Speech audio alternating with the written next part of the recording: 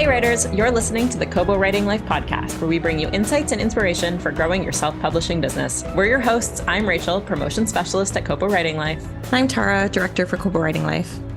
On today's episode, we spoke to Halima Khatun. Halima is a former broadcast journalist working for ITV and the BBC, and she now works as an author, PR consultant, and blogger. She talked to us about how she used her expertise in PR to really help her launch her book.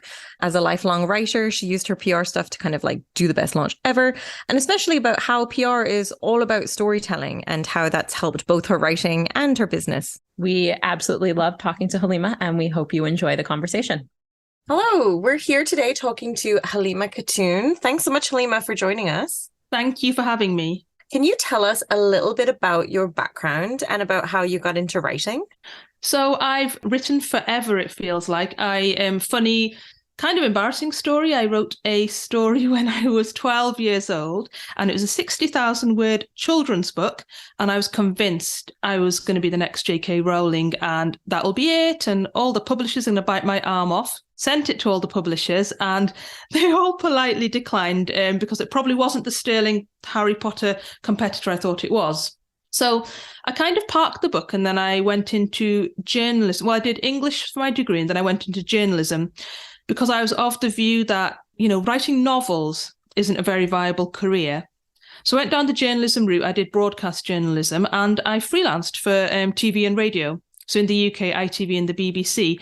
And the thing I found was that though I enjoyed it, I think the reason I went into journalism was for the love of writing, but I wasn't getting to do as much writing, which was ironic because it was radio and TV. So it was more about how you look and how you sound, getting the right cut, getting the, lengthy press release cut down to 3 sentences, having to read bulletins every half an hour. So being very sort of ruthless with storytelling, which has helped me in other ways, but it wasn't sort of what I imagined. And then the thing that really changed things for me was one of the stories, and I remember this vividly. It was a 14-year-old girl. She'd been hit by a train, and our job was the next day to go and doorstep her family, friends, anybody who'd speak to us. And obviously they were distressed and weren't happy to, but that's the job. And for me, I thought, I don't think I can do this. So then I went into what was the next best thing, I guess. It's public relations, PR. So I worked in public relations, and I did healthcare PR first. And it was brilliant. It was writing press releases. It was writing case studies, interviewing people who'd had life-changing treatments. And they'd talk to me about how life was before the treatment and how life was afterwards, how it's been impacted. And it was amazing because I felt like I was really storytelling. And I was doing that and getting my clients in the Daily Mail in the UK. Well, Daily Mail's global now, I guess, but getting them in lots of newspapers, magazines, blogs, that sort of thing.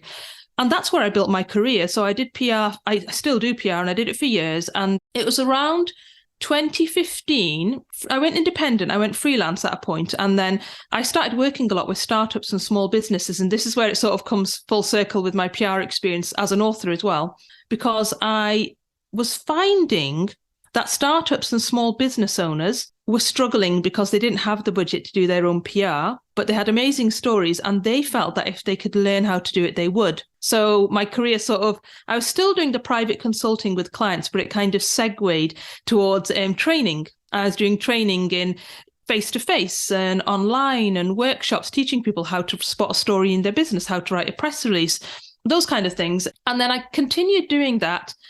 And where I came to sit with you guys was around 2017, life changed in a good way. I had my daughter, I became a mum, and my PR career, to be honest, I sort of worked a lot less. I had my own consultancy, so I was working about 10% of the time, and 90% I was looking after a baby. And I think a lot of the listeners who are authors who've been through this will know just everything changes. And I just found that I wasn't able to do as much of the media relations work. So I kind of kept the clients that I loved, but I wasn't doing it, on a full-time basis. And I think everything happens for a reason, because it kind of paved my way to revisit being an author. So I wrote my first novel while, it sounds crazy, I remember like nursing my toddler at the time. She was around 1. I'd be holding her and I'd be writing these drafts on my iPhone notes. And it was about a British Bengali girl looking for a husband, and that whole sort of fun, slightly cringe, slightly awkward process that I think a lot of people hear of but don't really know about. And I thought, wouldn't it be great to do like a Brown Bridget Jones and really explore that story and her journey? And that was kind of the birth of The Secret Diary of an Arranged Marriage. And it started as one book, and I kind of thought it would only be one. And then it suddenly spawned a series, and I'm still working on it to this day, alongside doing some nonfiction PR as well. So we're going to talk about your PR and about your novels, but I want to kind of stay on your writing process for a while. So you sit down and you write a 60,000 word book when you're 12, and then you take a break from writing fiction, you move into journalism, you move into PR. Aside from no longer being 12, but how did working in journalism and working in PR shift how you approach telling a story? You take bits from everything, from every element of your experience. And the journalism side was snappy to the point, and that really helped with like pitching stories and ideas. And that also helped with, strangely, my blurbs, because your blurbs, you're taking your 60,000, 80,000, 100,000 word manuscript and sort of condensing it into 150 words. So that really helped with being tight and concise. I think being a 12-year-old, I'd like to think my writing has moved on a bit since then. But I had that writing bug. I did have that writing bug. So I think they lend themselves in different ways. And even before journalism, it's funny how things come full circle, because I did my undergraduate, I did English and marketing. And then I did journalism as a postgraduate sort of master's degree. And English was kind of novel writing, because I remember it was 12,000 word dissertations. So all of it, I think you pick bits and it complements your writing. But I do think, and I'm sure a lot of authors are the same, it's an evolving process. So you're constantly learning. So even from my first draft of book 1 to book 2 to book 3 to now I'm on book 4 of my fiction, I see a difference. And I think that's the case with lots of writers, because I do think it's a lifelong craft. It's a lifelong learning where you're constantly evolving. So in terms of sort of my writing process, I do think, it evolves. And I think, but I had that to begin with. I was never I wasn't the sportiest. I was never excelling in anything else in particular, but writing was always sort of my bag. So it was one way or another, I was always going to end up that way. And I'm just so grateful and thankful that it's through self-publishing and actually people getting to read my stories. Now, do you have any plans to revisit the book that you wrote when you were 12? Do you still have it stashed away somewhere? Someone asked me that. I have it probably on a floppy disk somewhere. I'm showing my age. For comedy, I would love to probably dig it out. I have like chapters of it somewhere in a loft upstairs. And I read back and I look thinking, God, that was quite deep. It was like Stand By Me for girls. Not that Stephen King has anything to worry about. Maybe I will revisit it one day. I think my children need to grow up a little bit more. At the moment, it's still even now, it's still finding the hours. My eldest is 5, my youngest is 2. So yeah, we make it work. But yeah, Jane's Gang, as it was called, maybe I will go into, I guess that's middle grade, isn't it? I might go into that. We'll see. You could get really meta and like have one of your characters be a child that's writing a novel. And then you could have excerpts in there. So that might be a good way to use it without actually having to edit it all that much. Yes, I love that idea. Yes, I could use it. Yeah, I'm sure I would love to. I don't know if I've got the original. I just have printouts of basically the first few chapters that I sent to publishers and sadly got declined. So yeah, we'll see. Who knows where we'll end up. They're a loss. I'm glad that you mentioned that thing about blurbs there, because that jumped out at me when you were sort of saying about PR and writing press releases and stuff. And that's really interesting, because I think that sometimes, especially if you're kind of new to the indie author business, the blurb can be a really last minute thing. You're like, I've done my book, I've got my cover, I just want to get it up there. So I wonder if you have any advice in particular about like condensing a story like into an attractive blurb, or like anything that your journalism background that has taught you as an indie.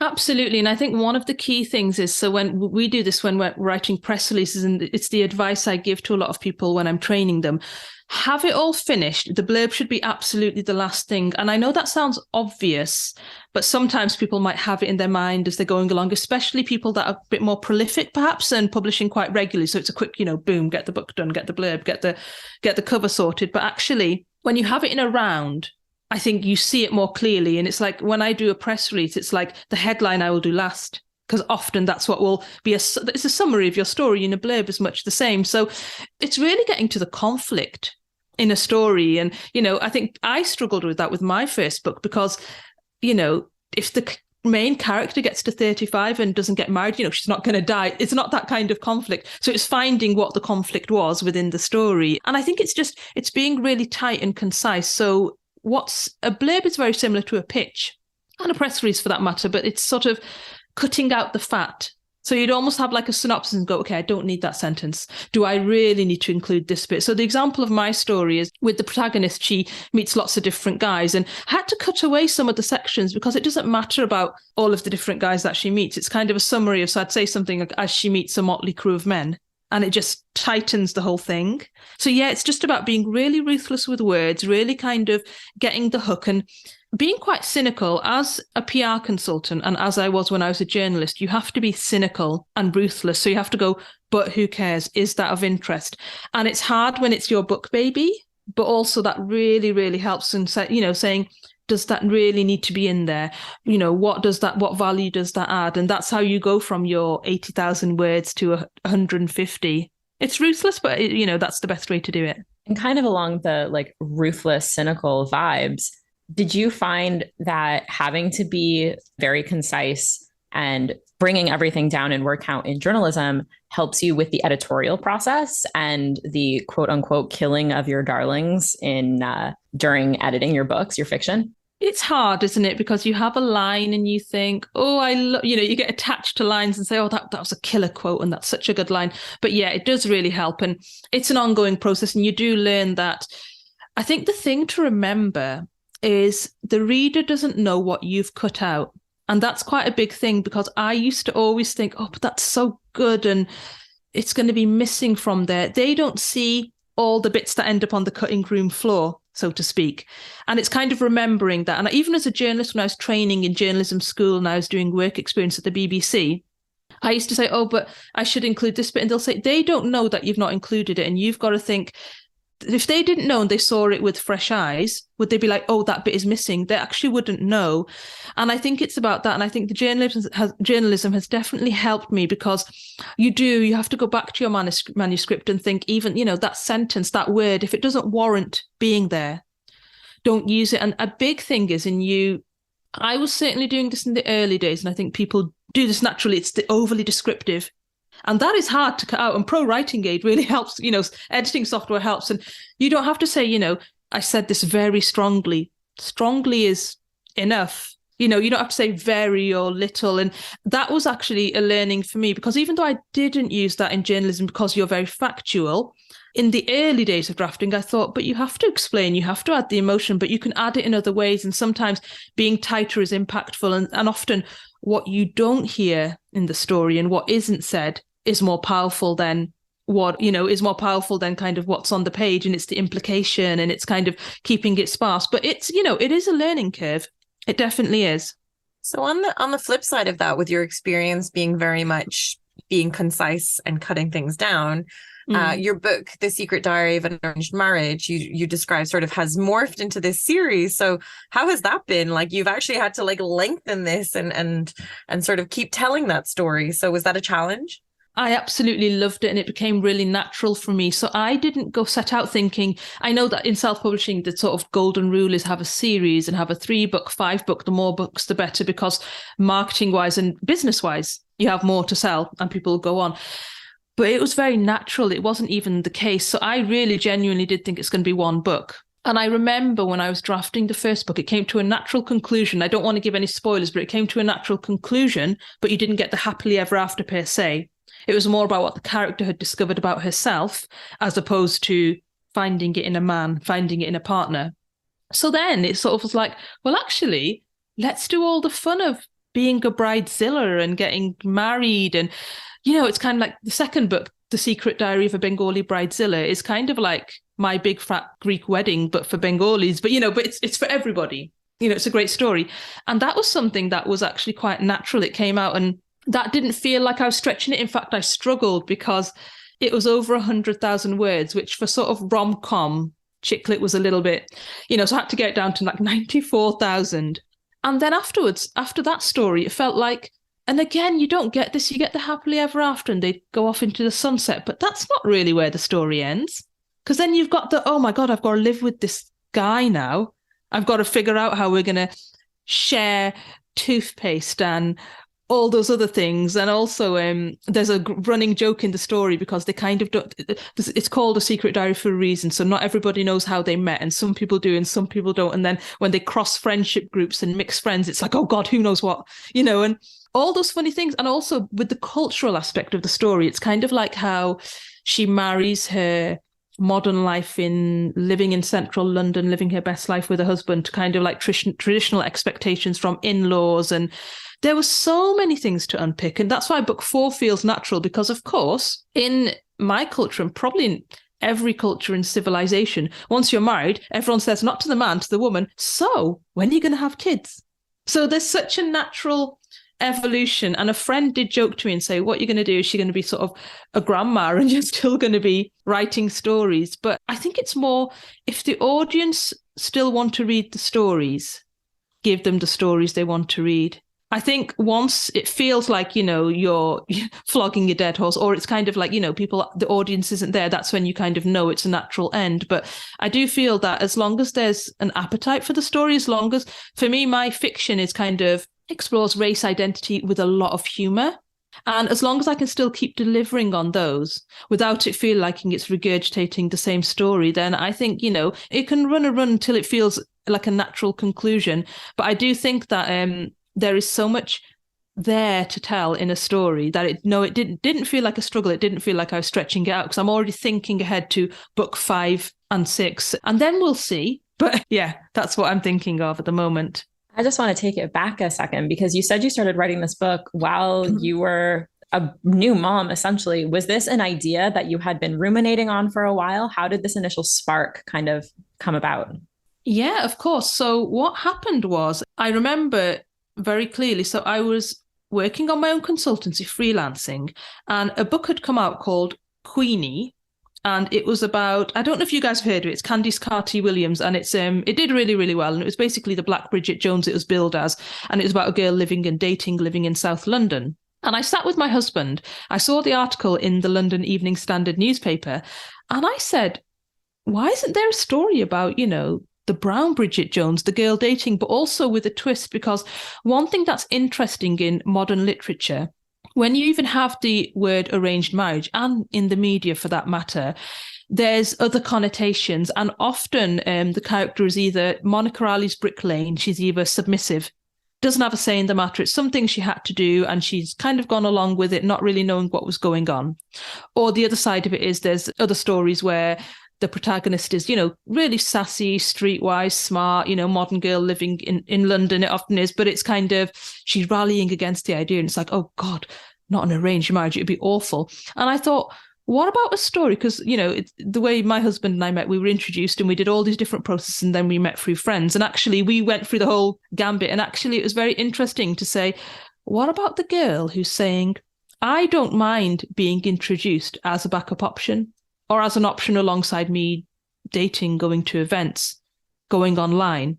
There wasn't that story because there seemed to be this kind of inbuilt narrative where it's just seen as something you don't want to do, or a last resort that, you desperately want to avoid. And I thought, why don't we turn it on its head and talk about the real story? Because lots of friends I know and people in my circle, they were quite happy to be introduced. And there's a quote I mentioned in the book, in book 1, and it's kind of like, if you're in the Western world, if you will, or in the British Bengali Muslim world, if you're single and looking, it's nobody's business but your own, or nobody's problem but your own. Whereas if, in a Bengali culture, it's everybody's business and mission to find you a match, which it's not always a good thing. And in the story, I must mention it's not sort of, PRing arranged marriage. It's quite nuanced. It shows the awkward times. It shows the negative side. It shows the positive side. And it just kind of shows, a more nuanced way of how the process is. So yeah, that's how the story came about. That was in, I would say, when did Queenie come out? I'd say about 2018. I had my baby, life was very full and busy, and it got in the way, life got in the way.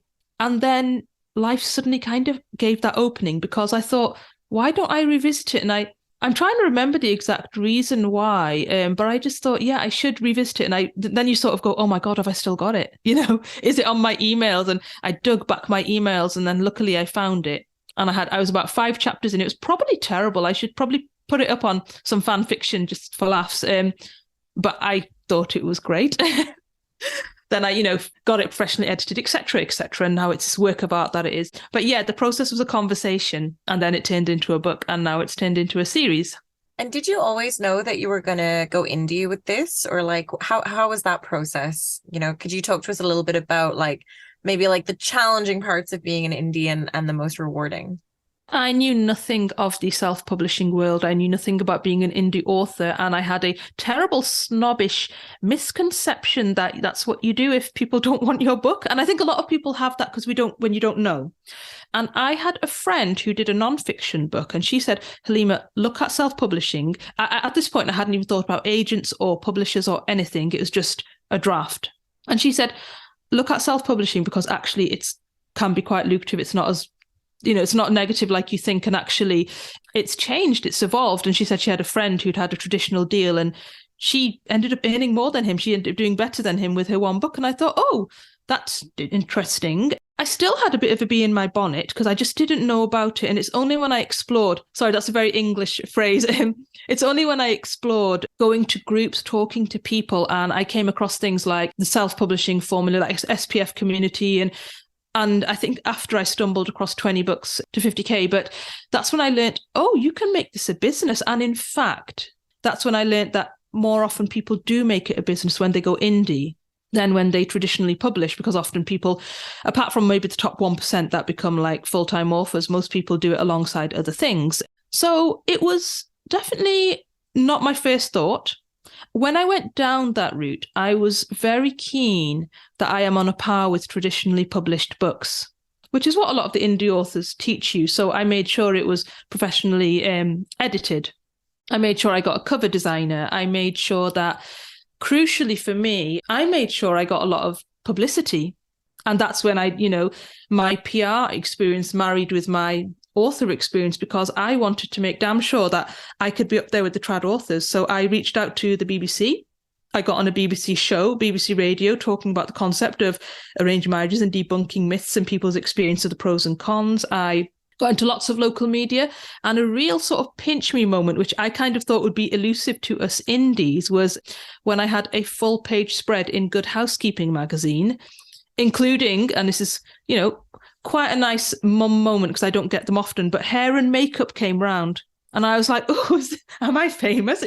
And we went to a cafe, but it was amazing because that I did think that some publications, so I'm talking about the media now, would be not interested in indie authors and indie books. And these aren't book reviews. These are stories about my story, and kind of, they loved the idea of how I kind of breastfed my daughter and wrote a book at the same time, and that it was relatable. And that was a really important thing for me. And I got sales off the back of it. I got sales off the back of that coverage, and it helped my author website because I could say as featured in, and then a list of publications. And then it helped kind of, it opened a lot more doors, and it gives you that gravitas and credibility. So I think there was lots of great things about it. I would say the challenges, I think you asked about being an indie author, is that I guess you have to do everything yourself. So you're your own accountant, you're your own, well, actually I have an accountant, but sometimes you're your own accountant, you're your own, copywriter, you're your own PR person, you're your own advertising manager, you name it.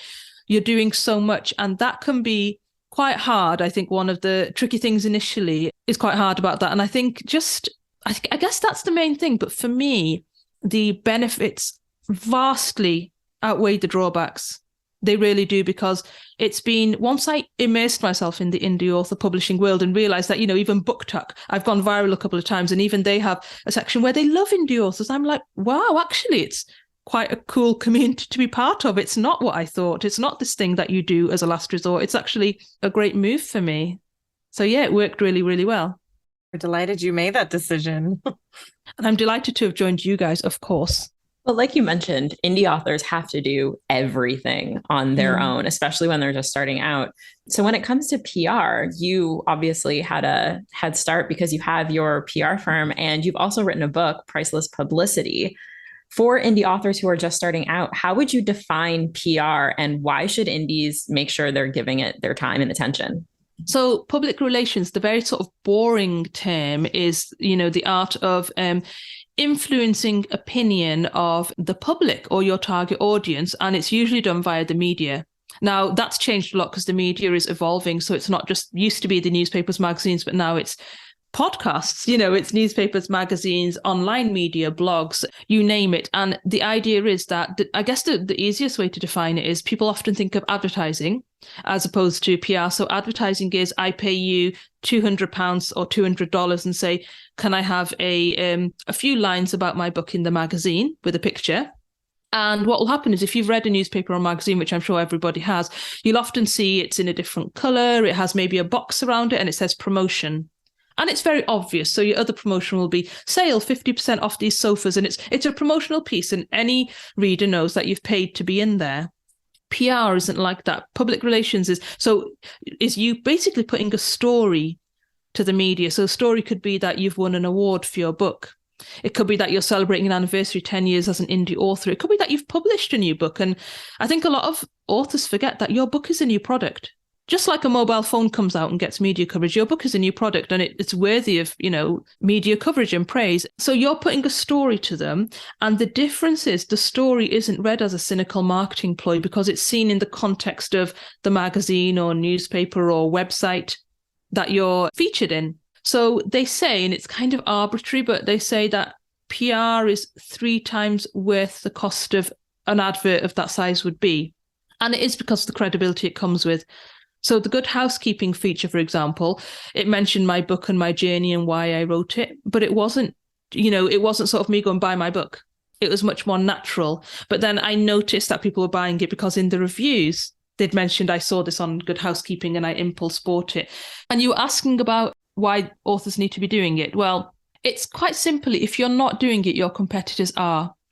If you're not doing it, then traditionally published authors are getting what you deserve. And that was the reason I wrote Priceless Publicity. It's actually, I should mention it. So one thing is, as an indie author, you are a business owner, whether you like it or not. You're running a business. You're running your author business. So as a business owner, you need to get your name out there. And people do that in various ways, don't they? They do advertising, Facebook ads, they do BookBub, they do Amazon ads if they're on Amazon. And PR goes within that. It's not to replace that. It works in sync with your marketing campaign. And it just has so many benefits. And the reason that traditional publishers can go out with a bang is because they kind of get everywhere. They get into those, they infiltrate those traditional outlets. They infiltrate those magazines, podcasts. And the benefits are huge, because one of the things that people often overlook is publicity can help with your SEO. So if you're featured on another company's website, that helps sort of with your name checking. It helps Google recognize your name. It helps you come up the ranks. You can add that as social proof on your social media for bragging rights. You can add that on your website as featured in. So it doesn't just end with you getting that coverage. It's what you do with it afterwards. And like I say, it gives you that, because one thing as indie authors, we aspire to kind of be on a par with traditional authors. We try to get our books professionally edited. We get the best cover designer we could find.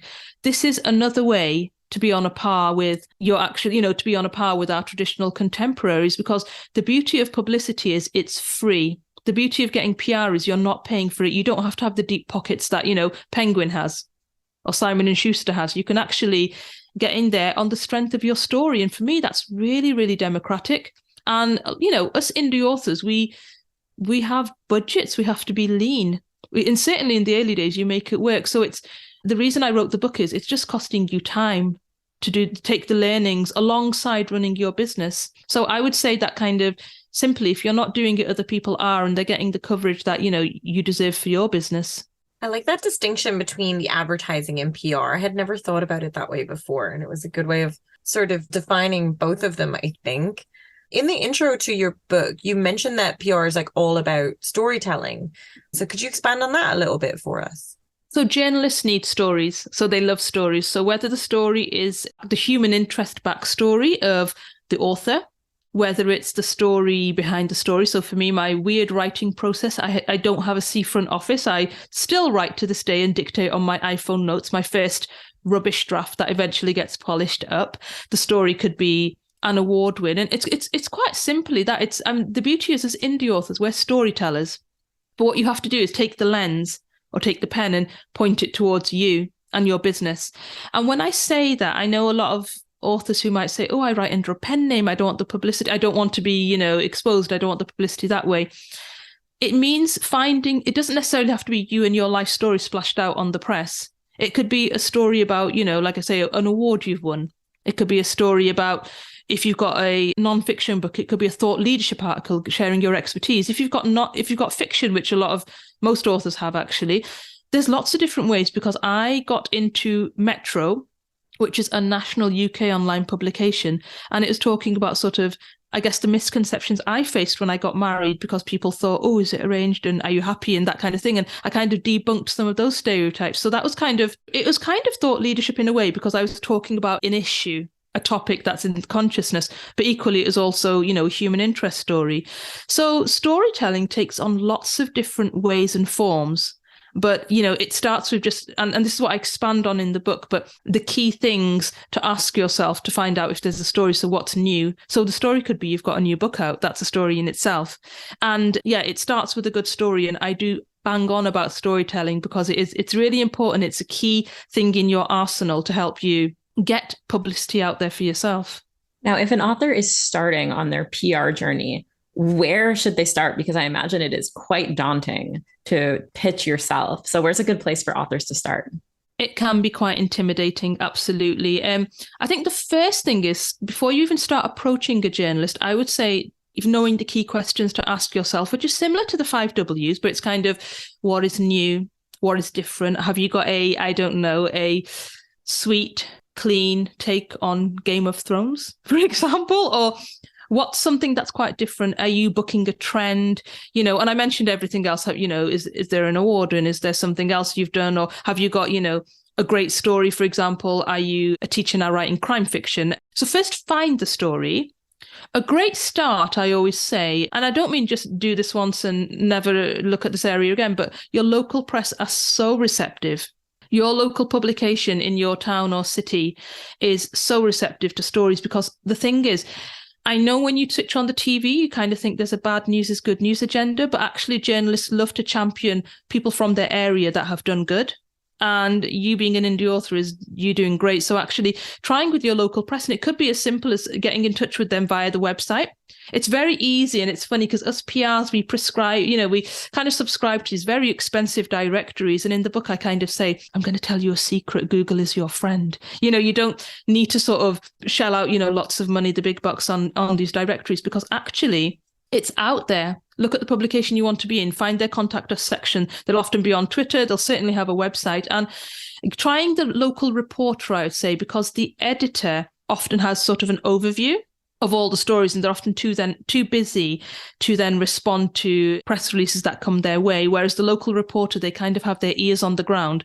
And it's a great way to kind of get your feet in and get your feet wet and learn about how to kind of pitch a story to them, how to get over the nerves. And this is the thing, when I worked in healthcare PR, I'd find, I'm speaking to consultants that have way more letters and qualifications after their name than I do. And I'd say, okay, I'm going to record you now, because sometimes I'd have to do interviews with them and record them, and they'd get all tongue-tied.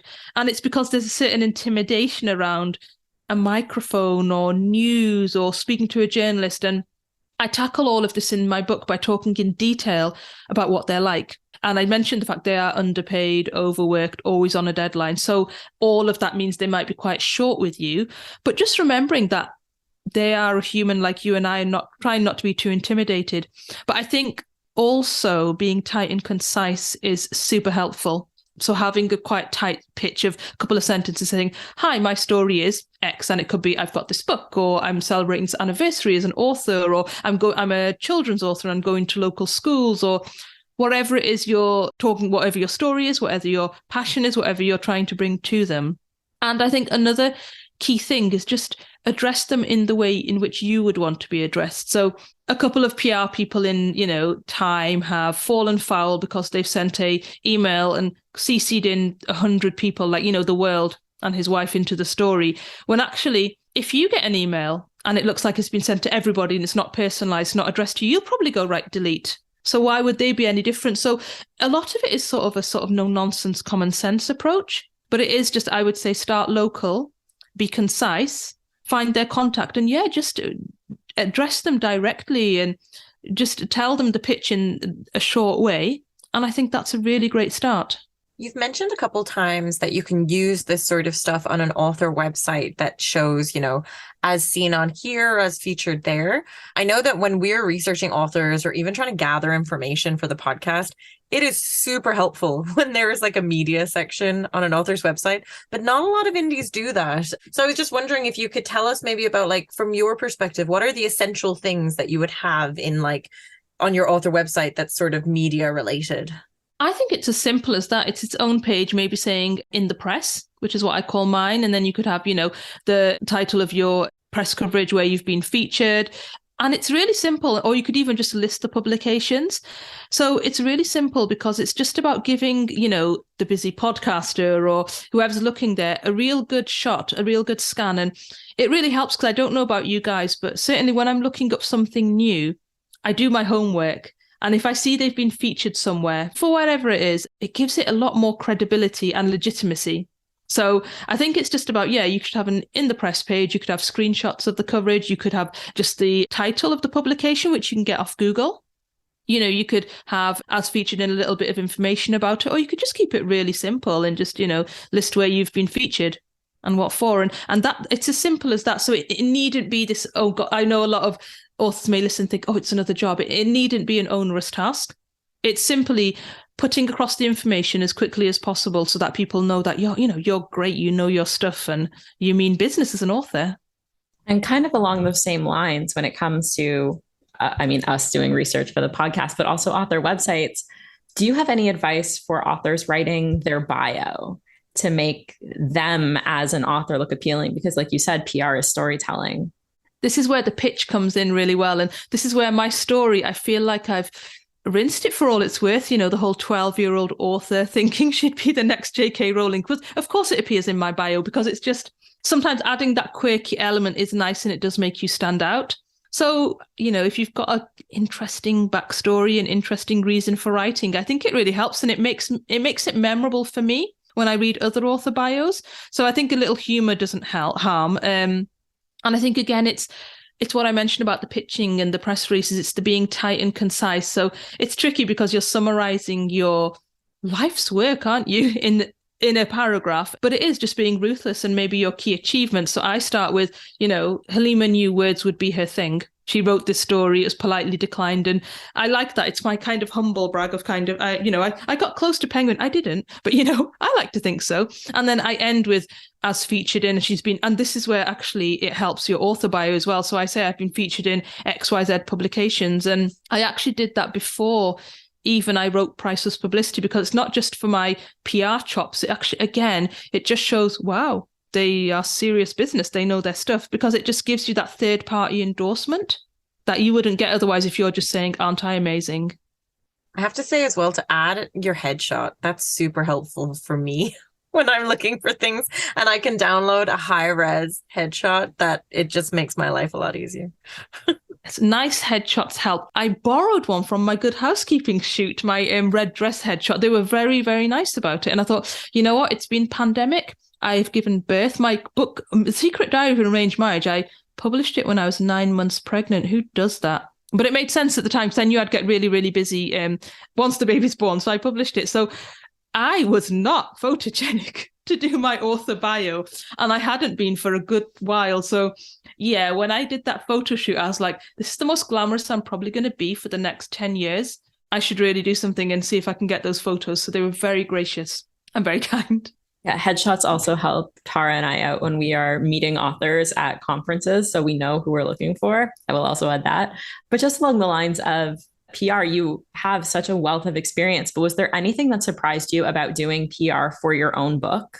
Yes. It was interesting because first I was surprised at how receptive the media were. And because the thing that's really important is a good story is a good story. And you can be the best PR person in the world, but if you don't have a good story, it doesn't matter. And I use an example of this, and I talk about contacts in my book and how it actually doesn't really, it's not as important as traditional PR agencies would tell you when they're selling you their expensive monthly retainers. Because actually I studied with a guy who ended up on BBC, Health and Science reporter, and I worked in healthcare PR, but my private healthcare stories didn't make the cut because they were talking about in the UK, like junior doctors striking and global pandemics. So, my private consultant didn't quite match. So I would say that actually you have to think about the whole idea of where is your story fitting in? And I forgot the question. Sorry. What surprised you about doing PR for your own book? I'm very waffly, sorry.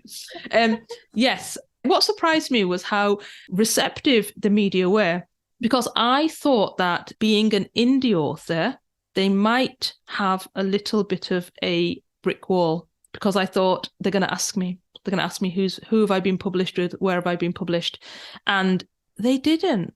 And that was a great thing, because for their view, a good story is a good story. And I think that's really important to remember, because I think us indies generally, I can't speak for everyone, but we do suffer with imposter syndrome.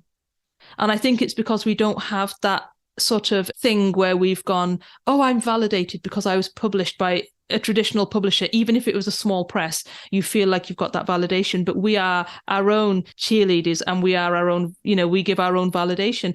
So sometimes it can be quite hard. And I think a big thing to take away is that actually the media do love to hear stories, and that didn't really come up. And when it did come up in, for example, Good Housekeeping, they asked about self-publishing. I thought, right, they're not going to want to publish the story now. That's kind of killed it. They didn't. They were interested. And I think that's what surprised me, because I thought that I wasn't sure if the National would be receptive, but they were. I think the other things that were interesting was just kind of like how you work with the news agenda. So I remember, because my story was The Secret Diary of an Arranged Marriage, people thought it's got to be your story. And I was kind of like, it's actually fiction. And if you're a crime writer, do you have to be either an alcoholic cop or a murderer? I suspect you don't, but that is the landscape in which we work and operate, I guess. So that was quite interesting. But generally, no, it's been amazing, and they've been very receptive.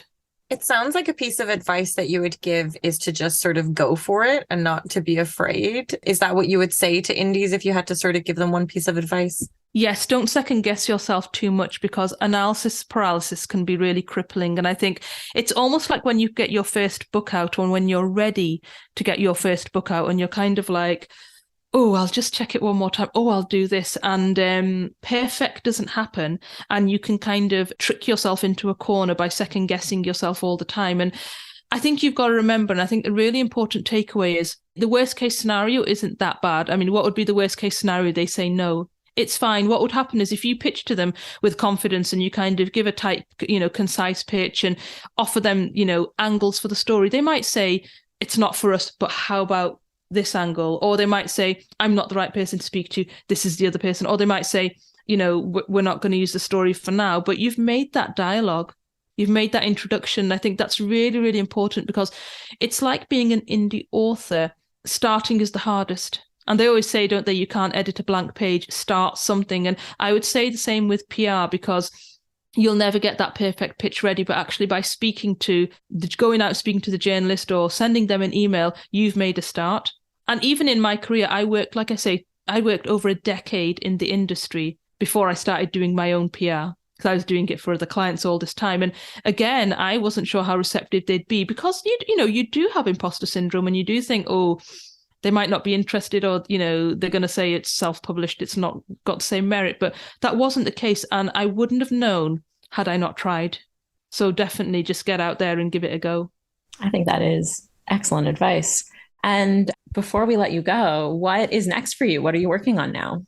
Book 4 of the Secret series is in the works. So my readers are often nudging me saying, can you get a book out? Can you get a book out? Because courtesy of my family setup of 2 small people running around, I don't have all the hours. So I'm not as prolific as I'm sure some of your guests on here. So yeah, book 4 is in the works. I'm also looking at audio. And I have plans for more nonfiction, but it's just it's in the pipeline. That's kind of maybe towards the end of the year. So lots to get on with. Well, we won't ask you for any spoilers on what's coming, but where can our listeners find you online? You can find me everywhere. So my author website is halimakhatun.co.uk. My books are everywhere. I'm happily wide. So I'm on Kobo, of course, and you can find me on all good ebook retailers. And also, and I'm really passionate about this, you can get my book in libraries, both print and ebook, because I know it's a tough time for people right now. And actually, I champion and I love local libraries because basically I grew up in them. When I was younger, I'd spend all my time there. Because, of course, I ended up writing a book. Wasn't it going to happen if I spent so much time in libraries? So, yeah, you can get my book everywhere. Books everywhere, I should say. I have a few now. Awesome. Thanks so much for chatting to us today. This has been so insightful. Thank you so much for having me. I really enjoyed it. Thank you for listening to the Kobo Writing Life podcast. If you're interested in picking up Halima's books, we will include links in our show notes. If you're enjoying this podcast, please be sure to rate, review, and subscribe. And if you're looking for more tips on growing your self-publishing business, you can find us at kobowritinglife.com. Be sure to follow us on socials. We are at Kobo Writing Life on Facebook and Twitter, and kobo.writing.life on Instagram.